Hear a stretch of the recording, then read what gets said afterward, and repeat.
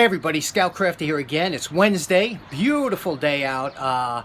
The clouds, the beautiful white puffy clouds. Ever since I'm a kid, I love white puffy clouds in the sky, and today is just a perfect example of that. I'll show you in a minute, and we got a few things to do downstairs, so let me show you the clouds and we'll go down. Now, there's nothing I love more than a beautiful sky with white puffy clouds, and we don't get too many of them here in New York like you do out west, but we really love them here. And you know, as a kid, we would look up and try and figure out what you saw. Like, do you see this bear looking to the right, or do you see this lion cub maybe? When you look up, do you look at the clouds and figure out what it could be? You know, maybe this is a Bigfoot running. Some are a little easier to tell than others, like this kangaroo. And other ones, you know, you have this horse here, and maybe, you know, some might be photoshopped, like this couple might be, or this lion. But I always got a kick out of that. You know, ever since I was a kid, my family used to say, my grandparents, they say, boy, you were born in the wrong time because you like everything old. And it's true. I would find stuff that was old, or I'd pull stuff out of the drawer and I'd say, wow, this is great. And they say, you know, I was the only kid that found that interesting. Let me show you one of these things I found interesting. I must have picked up at a maybe Jacktown or something, a yard sale or something. Check this out. Now, as you know, I like I said, I love new old stock stuff and old stuff. And this is a Mark Time timing device. And you can see here, it came in the original packaging. And you see what it is. It's a 60-minute timer. And you can see it was made in Connecticut, back when Connecticut used to manufacture things before they kind of drove all the manufacturers out of the way with their high taxes and whatnot. But look at this great old box here. And when you open it up, look at this. Never been used. And look what it is. It's a timer.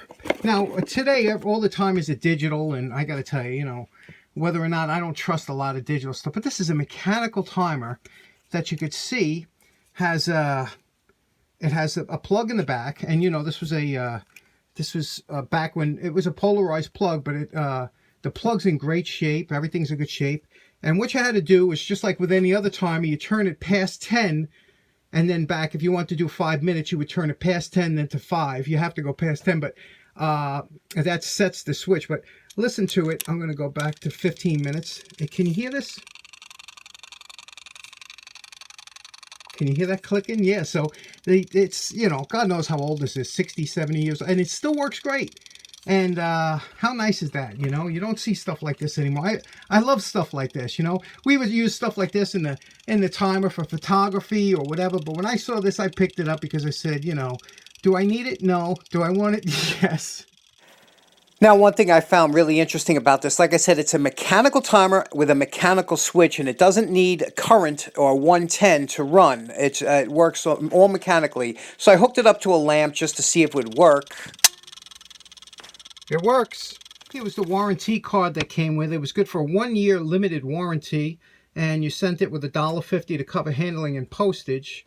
$1.50 wouldn't cover much postage today, but that's interesting. I love this old stuff. So I'm down here now, and I'm looking for a project to do today. I got 150 at least projects to do on the immediate bench, and another 400 behind it. But you know, you come down, you walk around the shop, you say, what do I feel like doing? You pick up a couple things, you say, this is a little too much work for today, and this little, and I got Juan Marquez from Maryland, our good friend Juan.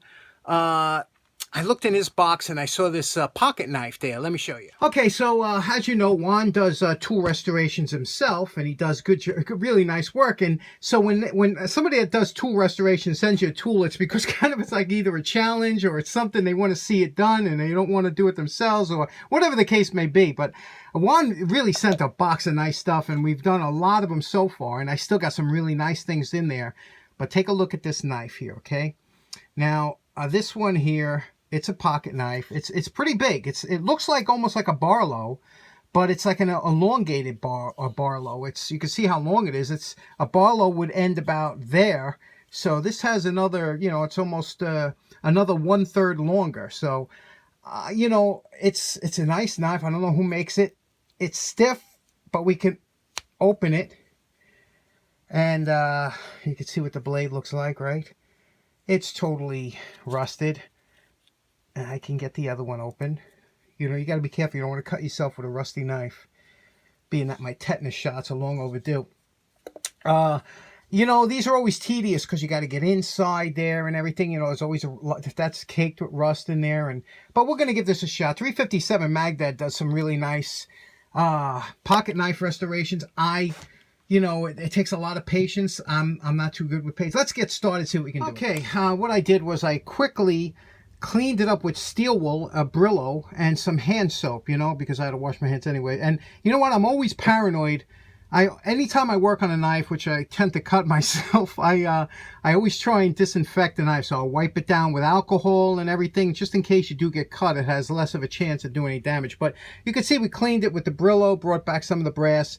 Good news is, you know, the knife is pretty nice looking. Bad news is it's a knife from Pakistan. You can see here, Pakistan, which is not known for having quality anything. Although I did buy some knives years ago for the Scouts for Christmas one year that were from Pakistan that were really well made. So what we'll do is we'll clean this up nice. I'm not a tool snob. It looks good. Let's finish up. Let's get the blade, which just won't go nuts.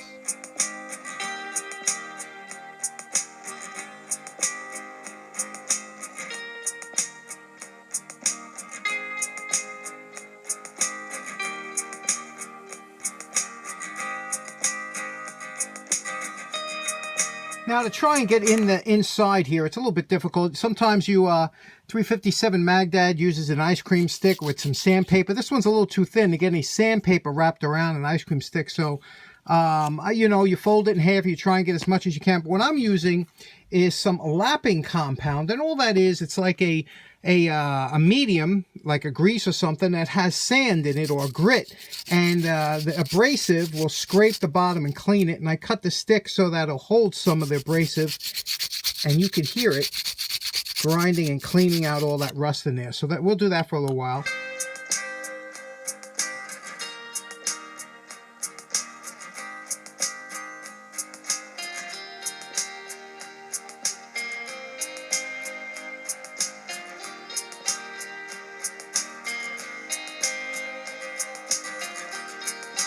Now, of all the operations I perform, this is some of the most dangerous ones. Anytime you take a blade to a buffing wheel, it could snap that, flip it around, and cut you so bad. So really be careful if ever you do this.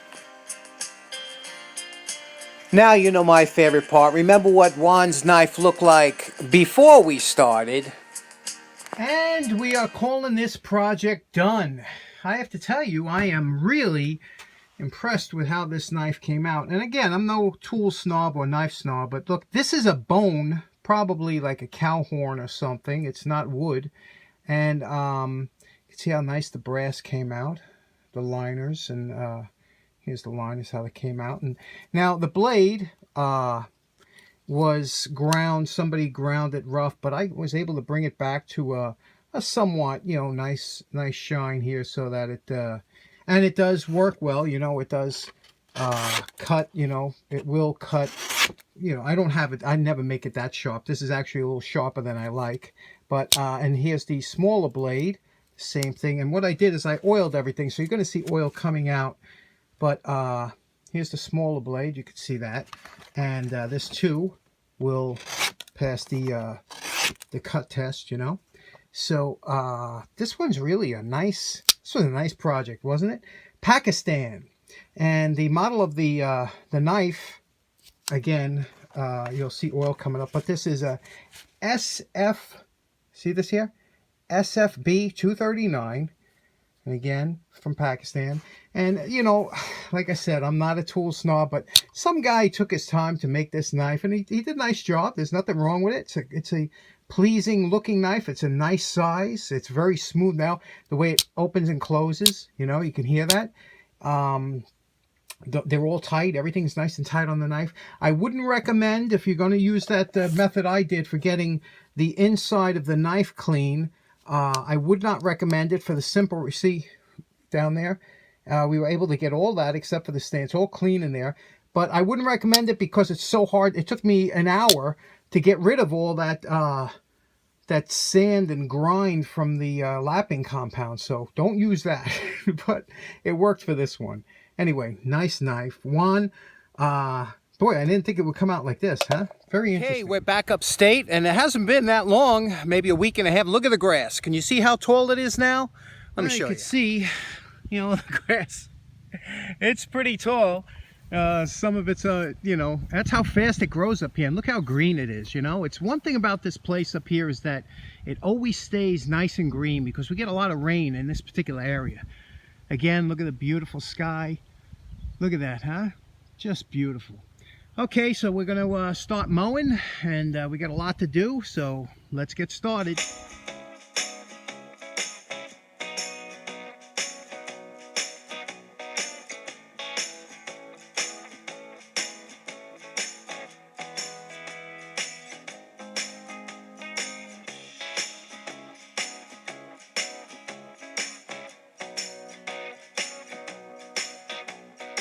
And we're done. What a difference, huh? Look at that.